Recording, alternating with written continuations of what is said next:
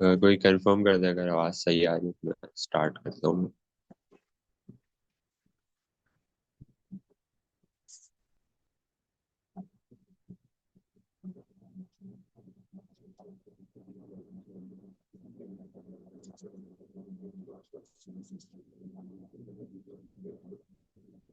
सही सही। Thank you. अच्छा तो आज हम इसमें देख लेंगे।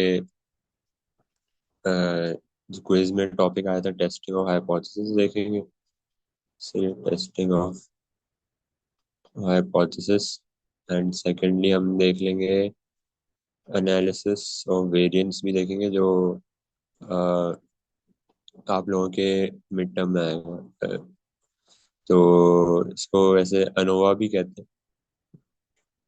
ठीक है, या एफ टेस्ट।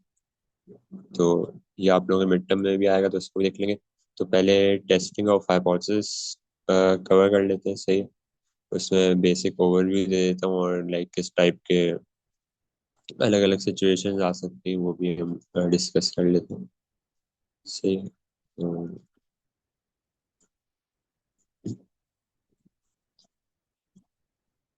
अच्छा तो टेस्टिंग ऑफ हाइपोथेसिस में पहले तो हम वन पॉपुलेशन मीन के बारे में डिस्कस कर लेते हैं कि उसमें कौन कौन सी टाइप्स होती हैं और कैसे कैसे सवाल आ सकते हैं इसमें।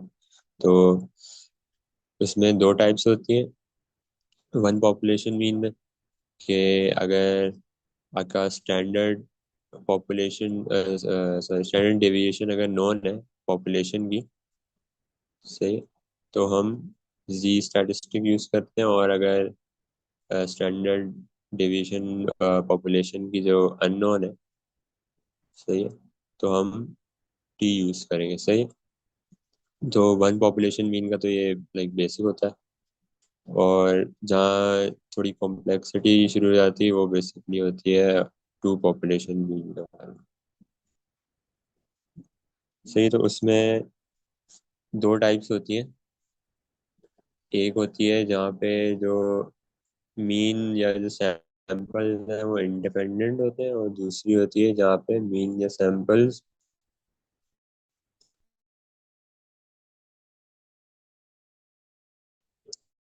एक दूसरे के डिपेंडेंट होते हैं होंगे रहते हैं। जैसे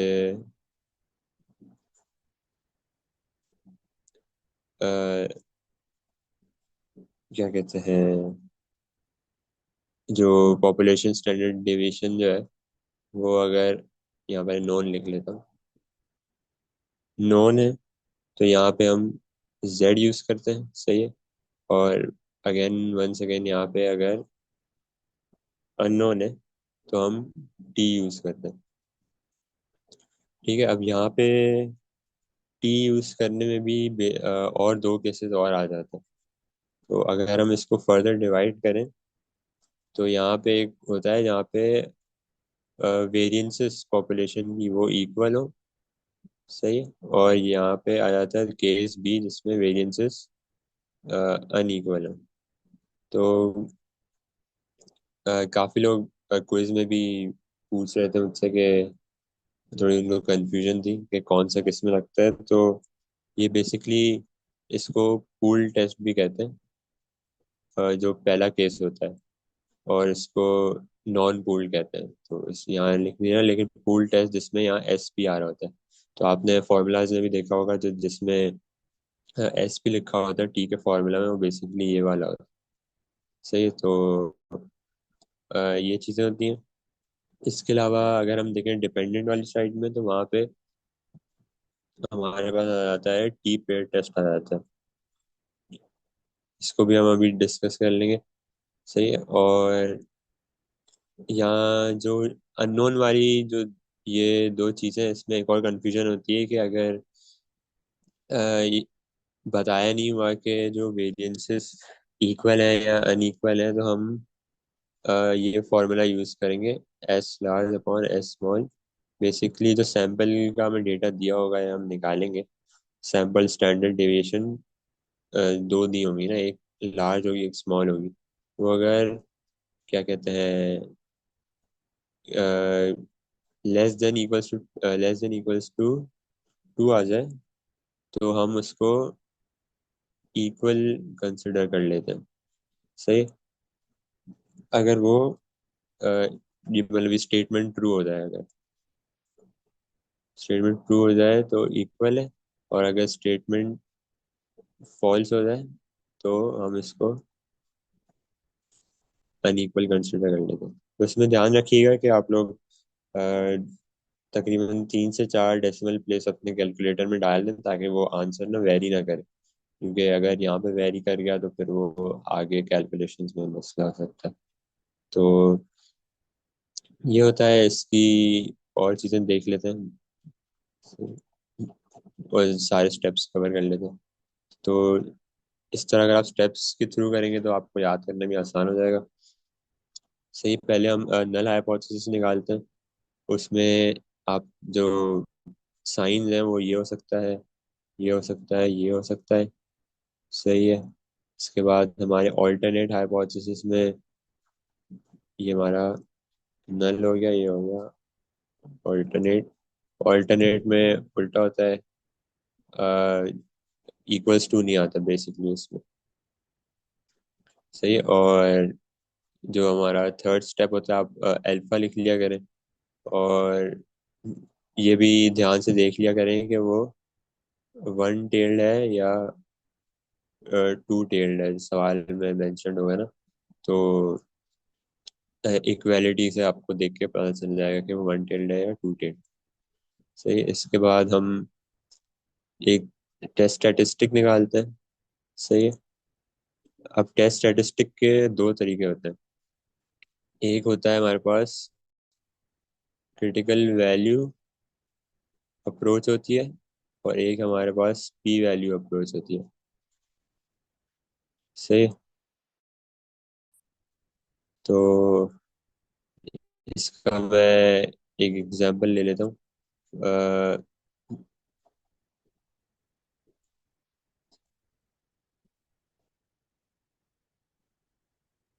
सॉरी, वो एक मिनट, यहाँ पे नहीं आता वो, बल्कि नीचे वाले में आता है। मैं पहले इसको लिख लेता हूँ। फॉर एग्जाम्पल आपका टेस्ट स्टैटिस्टिक अगर हम जी से निकाल रहे हैं, वो समझ आ रही है 1.5 आ रही है। सही है। वो आपने फॉर्मूला लगाया और टेस्ट स्टैटिस्टिक आपकी -1.5 आ रही है। उसके बाद हम जो क्रिटिकल रीजन, सही, क्रिटिकल रीजन या रिजेक्शन रीजन जो हम निकाल रहे होते हैं, जिससे हम डिड्यूस करते हैं कि एच नॉट रिजेक्ट होगा या एक्सेप्ट होगा, उसके लिए दो तरीके होते हैं जो मैं ऊपर लिख रहा था। कि एक होती है क्रिटिकल वैल्यू अप्रोच होती है। सही है। और एक होती है पी वैल्यू अप्रोच होती है।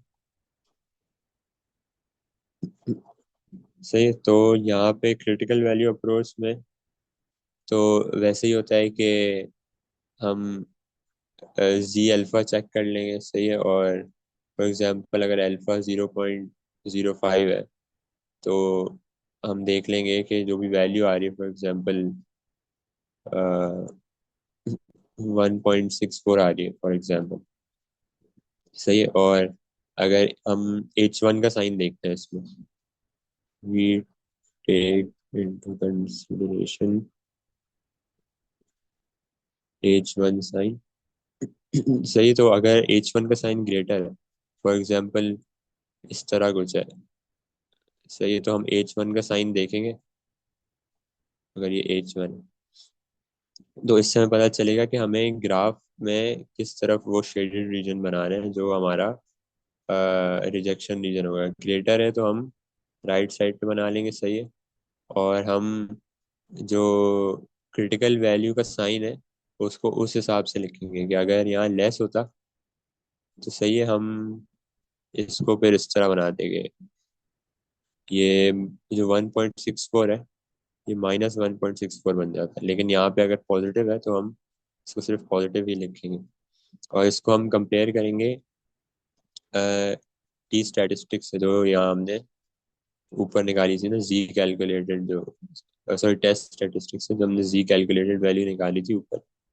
यहाँ हम लाइन बना देंगे, जैसे ऊपर आ रही थी -1.5 आ रहे, तो इससे पता चल रहा है कि हम रिजेक्ट नहीं करेंगे, कि डोंट रिजेक्ट पेज नोट जो भी होगा। सही।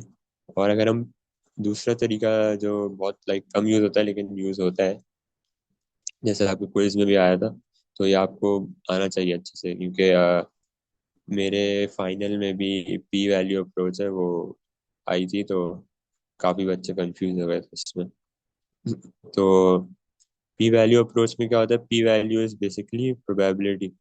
सही है, तो उसमें आप क्या करते हो, जेड इज लेस देन, आप लेस देन इसलिए करोगे क्योंकि क्या कहते हैं, जब इसमें भी H1 का साइन हम कंसिडर करते हैं, H1 साइन कंसिडर, अगर H1 जो है आपका लेस देन होगा तो आप लेस यूज करोगे। फॉर एग्जांपल, चले हम वही सेम एग्जांपल यूज कर लेते हैं जो पहले की है, जो हमने ये यहाँ यूज की थी, म्यू इज ग्रेटर देन 100 ले लेते हैं। सही है, तो यहाँ H1 का साइन ग्रेटर, तो यहाँ पे भी हम ग्रेटर का साइन लगा लेंगे। सही है, फॉर एग्जांपल, सॉरी यहाँ 100 नहीं आएगा। जो टेस्ट स्टैटिस्टिक आपने निकाला था, टेस्ट स्टैटिस्टिक जो हमने ऊपर निकाला था, हम उसकी प्रोबेबिलिटी कैलकुलेट कर रहे होंगे। सही है, तो जैसे ये वैल्यू यहाँ आ जाएगी -1.5 से, प्रोबेबिलिटी जिस जी टेबल की है वो ग्रेटर में तो कैलकुलेट होती नहीं है, तो हम इसको क्या कहते हैं, 1 से माइनस कर देंगे, तो ये इस तरह हो जाएगा, और हम लाइक ये वैल्यू फिर टेबल से निकाल सकते हैं। सही है, अब इसी तरीके से अगर आपका H1 का साइन फॉर एग्जांपल इक्वल आ रहा है, सही है, H1 का साइन अगर इक्वल आ रहा है फॉर एग्जांपल, मैं यहाँ लिख देता हूँ, सॉरी अनइक्वल आएगा H1 का, मतलब बेसिकली इक्वालिटी के उसमें आ रहा है, तो हम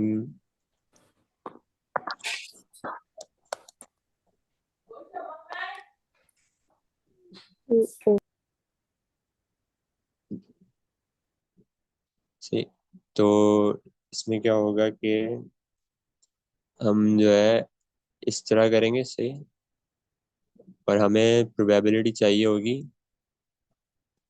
ठीक अनइक्वल है ना, तो इसमें आपको जैसे पता है कि टू टेल टेस्ट होता है, तो इक्वालिटी आ जाती है। इसमें मैं एक चीज कंफर्म कर लेता हूँ, 2 मिनट दे बस।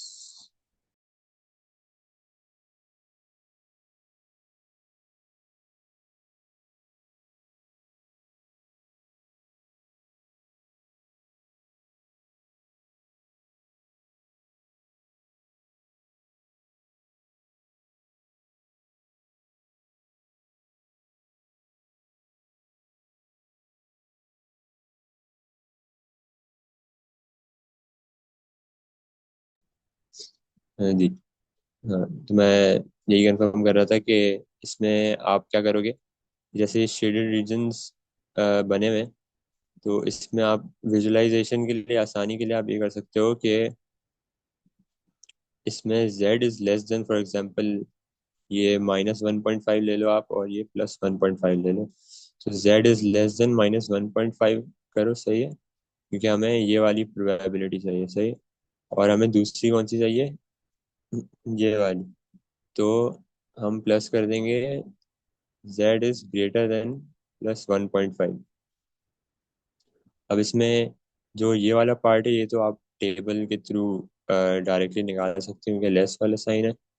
और जो क्या कहते हैं, ये वाला पार्ट है, ये ग्रेटर वाला है, ये हमने ऊपर यहाँ देखा था, तो इसमें आप इसको ब्रेक डाउन कर दोगे इस चीज में, 1 minus Z S less than, तो ये एंड में बन जाएगा,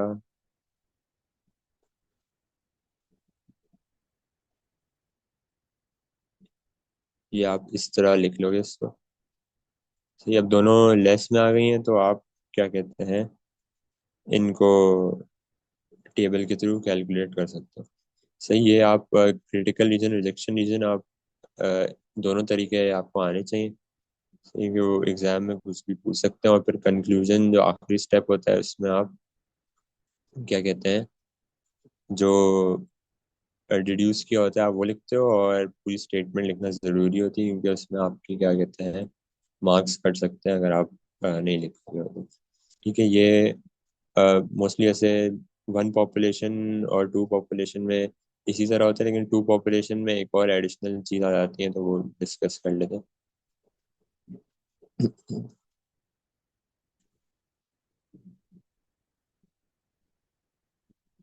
सही, अब टू पॉपुलेशन में क्या कहते हैं, U1 - U2 जैसे आ रहा होता है ना, और फॉर एग्जांपल यहाँ ग्रेटर इक्वल्स टू जीरो है।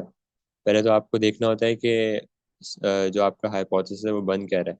फॉर एग्जांपल अगर ये बन रहा है नल हाइपोथेसिस आपका कि mu 1 greater equals to mu 2, तो आप इसको इस फॉर्म में भी लिख सकते हो। सही, और जब ये इस फॉर्म में आ जाए तो कोशिश करो कि आप इसको फिर इस तरह म्यू और डिफरेंस करके ले लो, क्योंकि वो भी एक नोटेशन है। तो वो मेरे लास्ट टाइम मेरे मिड टर्म में मैंने इस फॉर्म में नहीं लिखा था, तो मेरे 0.5 इसमें कट गए थे। तो जब आप यहाँ तक पहुँच जाओ तो इसको आगे यहाँ तक भी लिख लिया करो। सही है, उसके अलावा क्या कहते हैं, डबल पॉपुलेशन में, टू पॉपुलेशन मीन में मेन जो चीज़ें हैं वो टी स्टैटिस्टिक ही होती है कि लोगों को कन्फ्यूजन हो रही होती है पूल टी टेस्ट यूज़ करना है या जो जो नॉन पूल्ड है वो वाला यूज़ करना है। तो यही है कि आप S large upon S small करोगे। सही है, वो less than equals to two आना चाहिए। तो आप अगर ये ट्रू है तो आप फिर इक्वल वाला फॉर्मूला लगा दोगे जो कि फॉर्मूला शीट में ऐसे दिया होगा, तो उसका मसला नहीं है। और अगर स्टेटमेंट फॉल्स है तो आप अनइक्वल वाला यूज़ कर लोगे। ठीक है, उसके अलावा ये सारे लाइक बेसिकली सेम चीज़ ही हो रही होगी, बस उसमें फार्मूला ज़्यादा यूज़ हो रहा है। एक और चीज़ है जो लोग कंफ्यूज हो जाते हैं जिसमें, कि अगर सवाल में लिखा है कि आई थिंक क्विज में भी था कि वैरायटी अगर 1 is greater than variety 2 by 12 acres, अगर इस तरह का आई थिंक वो स्टेटमेंट था, तो ये जो वैल्यू दी हुई ये भी नोट करना ज़रूरी है। अब फॉर एग्जांपल हम इसको म्यू 1 ले रहे हैं और इसको हम म्यू 2 ले रहे हैं, तो हम देख सकते हैं कि यहाँ म्यू 1 क्या कहते हैं ग्रेटर तो है उससे म्यू 2 से, लेकिन हमें ये वाली भी चीज़ इनकॉर्पोरेट करनी पड़ेगी कि कितने से ग्रेटर है। तो अगर हम यहाँ इसको नहीं लिखेंगे तो हमारा आंसर आगे जाके गलत हो जाएगा, क्योंकि दिस इज बेसिकली D0 जो हमारा डिफरेंस होता है ना। अब यहाँ लिखा है variety 1 is greater than variety 2 by 12 acres, तो यहाँ पे हम +12 यहाँ लगा देंगे, क्योंकि इसमें पता चल रहा है कि म्यू 1 ग्रेटर है म्यू 2 से, लेकिन हम उसको लेफ्ट और राइट को बराबर करने के लिए हम राइट पे लगाएंगे, क्योंकि तब जाके वो म्यू 1 और म्यू 2 लाइक बराबरी की इक्वेशन बनाएंगे। फिर इसको हम म्यू 1 माइनस म्यू 2 कर देंगे, और ये 12 जो है वहीं रहेगा। तो this is basically also known as D0, जो आपका डिफरेंस होता है ना, D0 is mu 1 minus mu 2। आप 1 और 2 किसी को भी लेबल कर सकते हो, लेकिन यूजली बेहतर यही होता है कि पहले वाले को 1 कर दो, दूसरे वाले को 2 कर दो ना। तो ये वाली बात समझ आ रही है किसी को, कोई सवाल है?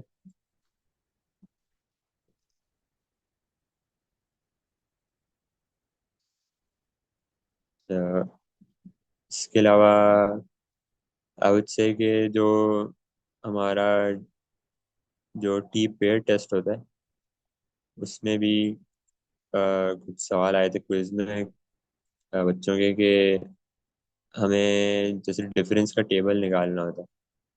फॉर एग्जांपल ये कोई एक बच्चा है जो मैथ में इतने मार्क्स और इंग्लिश में इतने मार्क्स है। सी टी पेड टेस्ट में ये भी होता है कि हमें पता कैसे चलेगा कि ये टी पेड है या टू पॉपुलेशन मीन वाला है। तो इसमें आपको देखना होता है कि जो भी चीज़ हम ऑब्जर्व कर रहे हैं वो ऑन द सेम, क्या कहते हैं, सब्जेक्ट या ऑब्जेक्ट पे हो रही है वो ऑब्जर्वेशन। ये मतलब two observations on the same thing, तब हम टी पेयर टेस्ट यूज करते हैं। अगर आपको इस सवाल में दिया हुआ है कि two different samples are taken या चूजन, तो टी पेयर टेस्ट नहीं होगा, क्योंकि वो डिफरेंट सैंपल्स की बात हो रही है। हम उसी सेम सैंपल पे दो चीजें अप्लाई कर रहे होते हैं। सही है, on same things, same sample पे हम बेसिकली मल्टीपल चीजें अप्लाई कर रहे होते हैं। जैसे सेम सैंपल क्या हो सकता है कि वही हम अगर मैथ और इंग्लिश के स्कोर्स देख रहे हैं और हमने अ, पांच बच्चे हमने सेलेक्ट किए, तो उसमें से जो पांच बच्चे थ्रू आउट सेम रहेंगे, वो मतलब सैंपल चेंज नहीं होगा, बस उनकी ऑब्जर्वेशन हम डिफरेंट यूज कर रहे हैं जो मैथ और इंग्लिश की है। तो फॉर एग्जांपल अगर उसी सेम बच्चे के मैथ में 80 मार्क्स आए और इंग्लिश में 90, और फॉर एग्जांपल इसमें 70 और इसमें 65, तो इसमें एक और कंफ्यूजन ये हो जाती है कि जो हम डिफरेंस का टेबल बना रहे हैं, सही है, तो इसमें हम माइनस किस ऑर्डर में करना है, मतलब डिफरेंस मतलब साइन हम लेंगे या नहीं लेंगे। तो उसमें सीन ये होता है कि आप फॉर एग्जांपल मैथ वाले को म्यू वन कंसिडर कर रहे हो और टू वाले को, इंग्लिश को म्यू टू कंसिडर कर रहे हो, और आपने हाइपोथेसिस में लिखा है कि mu one minus mu two equals to zero. सही है, अब आपके हाइपोथेसिस में जो ऑर्डर है वो है mu one minus mu two. सही है, तो आप mu one minus mu two ही करोगे। फॉर एग्जांपल यहाँ पे जैसे 80 माइनस 90 करोगे, जैसे -10 आ रहा है। 70 माइनस 65 करोगे तो 5 आ रहा है। तो आपको यही ऑर्डर यूज करना पड़ेगा। आप ये नहीं कर सकते कि सिर्फ आप मैग्नीट्यूड लिख रहे हो डी वाले टेबल में और आई आप साइन को इग्नोर कर रहे हो। तो ये चीज़ आपको ध्यान में रखनी है। इसके अलावा आई थिंक मेनली चीज़ें हाइपोथेसिस में यही कंफ्यूज करती हैं। बाकी हाँ, आपको ये देखना होगा कि टू टेल्ड है तो क्या कहते हैं, पाई अपना अल्फा बाय टू से डिवाइड होगा, मतलब कंपेयर करते हैं हम। और वन टेल्ड है तो हम अल्फा से कंपेयर करते हैं। अच्छा, एक और चीज़ इसमें, पी वैल्यू में हमें अगर डिड्यूस करना है कि एच नॉट रिजेक्ट कर रहे हैं या नहीं कर रहे, तो अगर वन टेल्ड है तो पी वैल्यू जो है आपका लेस देन अल्फा से कंपेयर करेंगे। अगर ये ट्रू है तो हम रिजेक्ट एच नॉट कर देंगे, अगर फॉल्स है तो डोंट रिजेक्ट एच नॉट कर देंगे। और अगर टू टेल्ड है तो हम इसमें P value is less than alpha by two से कंपेयर करेंगे, और बाकी वो सेम ही चीज़ होगी, बस यहाँ पे डिवाइड बाय टू हो जाएगा क्योंकि वो टू टेल्ड होगा। सही है, इसके अलावा हाइपोथेसिस में तो मेनली यही चीज़ है। अगर किसी को कोई सवाल है तो पूछ ले।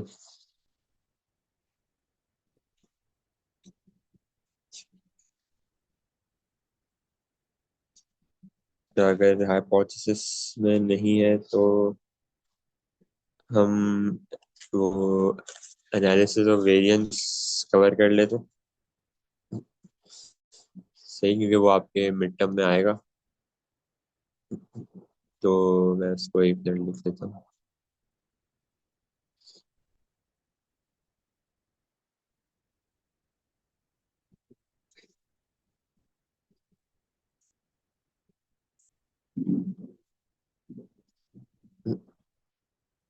सही है, इसको हम अनोवा भी कहते हैं और एफ टेस्ट भी कहते हैं बेसिकली। तो इसमें ये हम तब यूज करते हैं जब हमारे पास more than two population mean होते हैं। सही है। अब वन के लिए तो हमने देख लिया था, वो केसेस होते हैं जेड या टी होगा, सिंपल होता है। टू के लिए भी देख लिया था हमने कि ऊपर सारे कवर किया था कि टू पॉपुलेशन मीन होता है तो हम क्या करते हैं। उसके अलावा अगर मोर देन टू होगा तो हम क्या करेंगे, तो इसलिए हम analysis of variance ANOVA use करते हैं।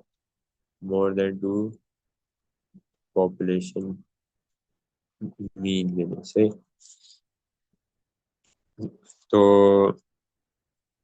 हम क्या कहते हैं, इसमें जो स्टेप्स वो हम उसी तरह से ही फॉलो करेंगे। एच नॉट हम लिखेंगे, फॉर एग्जांपल जितने भी वो हैं पॉपुलेशन मीन गिवन है, तो हम लिखते हैं कि mu one equals to mu two equals to mu three, और जितने भी सवाल में गिवन है ना, तो case greater n equals to zero. सही है, अगर सवाल में तीन गिवन है तो आपको ये के लिखने की जरूरत नहीं है, आप बस तीन ही लिख दीजिएगा अगर तीन पॉपुलेशंस के बारे में जिक्र हो रहा है। सही है। तो फिर हम एच वन में क्या लिखेंगे, एच वन में हम लिखते हैं कि not all means are equal. सही है, मतलब कोई भी एक मीन अनइक्वल हो जाए तो वो हमारा एच वन मतलब बेसिकली वो होता है। या हम इसको इस तरह भी लिख सकते हैं कि एटलीस्ट टू मीन डिफर, या फिर वन पेयर डिफर्स। लेकिन आप ये वाला ही लिखोगे जो अ, यहाँ लिखा है, इसे समझने के लिए मेनली वो ये वाला यूज होता है। इसके अलावा वही अल्फा लिख दोगे, सही है। यहाँ पे टेस्ट स्टैटिस्टिक जो है वो आप क्या कहते हैं, जो एफ टेबल यूज करते हो, ये भी आपको एग्जाम में दिया होगा। सही है। इसका फॉर्मूला होता है M S T R upon M S E होता है, और ये फॉलो करता है एफ डिस्ट्रीब्यूशन। सही। अब एफ एफ डिस्ट्रीब्यूशन होती है ये आपकी ऑलवेज राइट टेल्ड होती है। सही है। तो ये आई थिंक आपके ग्राफ में ही बना होगा, या बुक के एंड में आप देखेंगे ना ग्राफ, तो उसमें आपको दिखेगा कि ये जो डिस्ट्रीब्यूशन का जो कर्व होता है वो ऑलवेज राइट टेल्ड होता है। सही है। और इसके दो डिग्री ऑफ फ्रीडम होते हैं जो हम फॉलो करते हैं, यूज करते हैं। सही है। एक होता है हमारे पास के माइनस वन, और एक होता है हमारे पास एन माइनस वन। अब जो के होता है वो हमारे पास होता है नंबर ऑफ ट्रीटमेंट्स के, हम कितनी पॉपुलेशंस के बारे में जिक्र कर रहे हैं। जैसे फॉर एग्जांपल अगर तीन टेबल बने हुए हैं, सही है, तीन कॉलम बने हुए हैं। मैं आपको एक एग्जांपल इसमें निकाल के भी दिखा देता हूँ, एक मिनट में बस।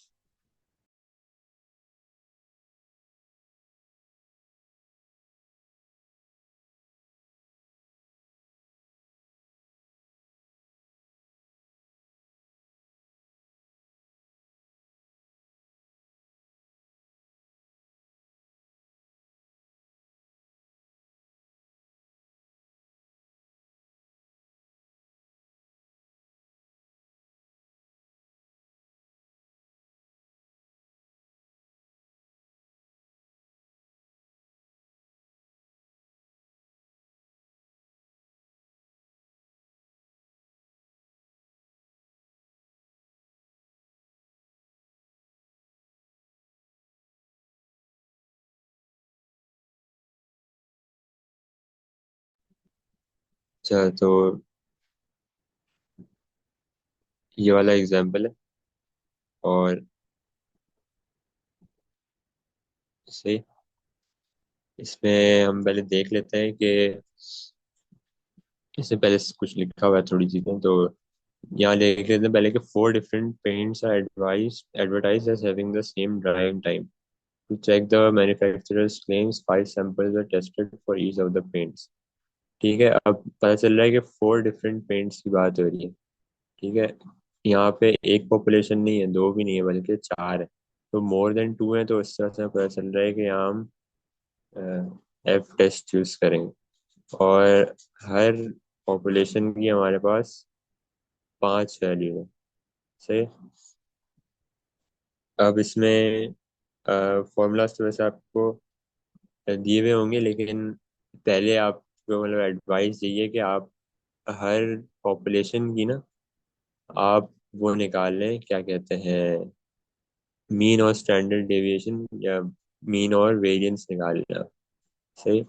अब जैसे यहाँ पे जैसे लिखा हुआ है यहाँ पे कि उन्होंने निकाला हुआ है, इस कॉलम की मीन निकाली, इस कॉलम की मीन, इस कॉलम की मीन और इस कॉलम की मीन। सही है, ये अगर आप शुरू में निकाल लेंगे तो आपको आगे कैलकुलेट करने में आसानी होगी। तो पहले से ना आप डेटा कैलकुलेट करके रख लें। सही है, वेरिएंस भी यहाँ निकाला हुआ है हर उसका। सही है, तो मीन और वेरिएंस यहाँ पे दोनों के निकाले हुए हैं। सही है, अब इसमें जो के है आपका, वो आपका बन जाता है, क्या कहते हैं, 4 बन जाएगा। सही है, तो हमारा जो पहला डिग्री ऑफ फ्रीडम है, जो K-1 होता है, तो वो आपका क्या बन जाएगा, 4 - 1 3 बन जाएगा। सही है। और जो एक और डिग्री ऑफ फ्रीडम होता है हमारा, वो होता है N-K। जो N होता है वो आपका टोटल नंबर ऑब्जर्वेशन होती है। सही, जैसे यहाँ टोटल नंबर क्या है कि 5 ऑब्जर्वेशन है एक, मतलब ईच पॉपुलेशन में। तो 5 × 4 20 टोटल ऑब्जर्वेशन में। सही, क्योंकि 4 पॉपुलेशन है और 5 हर उसमें, तो 20 टोटल है। तो एन आपका 20 हो जाएगा। और सेकंड हमारा जो डिग्री ऑफ फ्रीडम है वो 20 - 4 16 हो जाएगा। अ, सही है, तो एक, अच्छा किसी का सवाल है।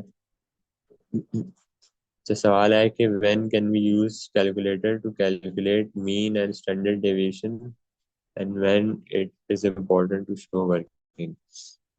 अच्छा, तो आप क्या कहते हैं, डायरेक्टली यूज कर सकते हो कैलकुलेटर, लेकिन आपको बस ये करना होगा कि फॉर एग्जांपल अगर आप कैलकुलेटर यूज कर रहे हो मीन निकालने के लिए, सही है, तो मीन का फॉर एग्जांपल फॉर्मूला ये है, तो आप ये लिख दो।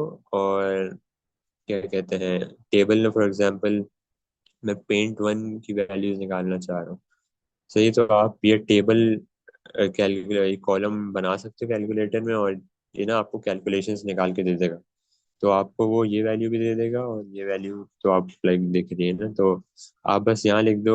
ये तो खैर मीन का तो आसान होता है, वो आपको ये कोई भी वैल्यू निकाल के दे देगा, 380 बन रही है और डिवाइड बाय 5 जो भी। लेकिन स्टैंडर्ड डेविएशन में बेहतर है कि जो फॉर्मूला आपको पीछे गिवन होगा ना फॉर्मूला शीट में, आप वो एक दफ़ा लिख लो एज इट इज। सही है, जो भी फॉर्मूला होता है स्टैंडर्ड डेविएशन का, वो आप लिख लो। सही है, और आप इसमें एक काम करो, आप यही सेम टेबल के लिए अगर निकाल रहे हो फॉर एग्जांपल स्टैंडर्ड डेविएशन, तो आप ये टेबल बनाओगे कैलकुलेटर में, वो आपको ये चीज़ें निकाल के दे देगा। सही, ये सारी जो स्टैंडर्ड डेविएशन के फॉर्मूला में यूज़ होती है ना, ये सारी वैल्यूज आपको निकाल के दे देगा। और आपको क्या करना है, बस एक दफ़ा ना उसको पुट करके दिखा दो कि एन की वैल्यू फॉर एग्जांपल 5 है, और सिग्मा एक्स की वैल्यू अगर 380 है, और ये इसकी वैल्यू कुछ भी आ रही है 40 स्क्वायर, जो भी मतलब जो भी है ना, वो आप एक दफ़ा पुट करके दिखा दो। और आप फिर डायरेक्टली इसकी वैल्यू यहाँ लिख दो। वो भी उसने आपको स्टैंडर्ड डेविएशन भी कैलकुलेट करके दी होगी, जो आप कैलकुलेटर से डायरेक्ट कैलकुलेट किया होगा ना, उसने आपको सारी चीज़ें कैलकुलेट करके दी होंगी। सही है, जो ब्रैकेट में सारे वेरिएबल्स हैं ये भी उसने दिए होंगे, और स्टैंडर्ड डेविएशन भी दी होगी। तो बस आप एक दफ़ा उनको पुट करके दिखा दो, ताकि कोई रिस्क ना हो कि आपके मार्क्स लूज हो जाए। तो उस पर आप सेफ साइड पर रहोगे। तो आपको वो पूरा कैलकुलेट करने की ज़रूरत नहीं है, सिर्फ आप पुट कर दो उसको। सही है। तो जूम की मीटिंग अभी बंद होने वाली है, तो आप एक काम कर लीजिएगा कि आप रीज्वाइन कर लीजिएगा। आई थिंक 9-10 मिनट का ब्रेक होता है जूम का। तो मैं आपको ना, आप लोगों को ग्रुप पे मैसेज कर दूंगा, सही।